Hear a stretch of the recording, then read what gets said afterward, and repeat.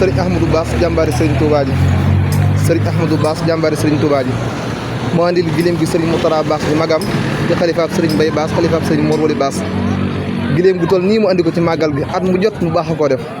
Bass Malick ñu ngi lay siyaar bu baax a baax a baax amati nañ mbégte amati nañ kontaan bu baax a baax a baax a baax at mu jot nga def ko nag ba fi sa wajur nekk sëriñ Mbaye Bass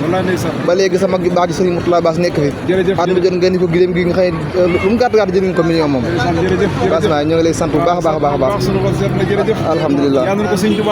amiin yaa rabbi defal nu lépp mu di tuyaaba ak xéewal amiin yaa rabbi barke sëñ Touba amiin yaa rabbi amiin yaa rabbi amiin yaa rabbi jërëjëf Bass Malick sama xol seet na bu suñu borom dolli koy leer amiin yaa rabbi xalifam bii amiin yaa rabbi suñu borom gën ko fa yàggal amiin yaa rabbi te boole ñun ñëpp tëbb nu kartan amiin yaa rabbi murid yëpp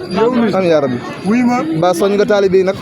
soññ nga ñu de jërëjëf lii def soññ dëgg la moom dama leen a fekk ngeen takk ay der laxasaay di daw kenn ko ne fam ma ne ma ngi fay defee de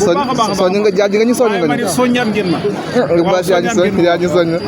Bass yàlla na sëriñ bi fay te defal tawfeex kattan barke sëñ Touba bu déwénee mu doon gili ñu bëree bëri ak nag yu bëri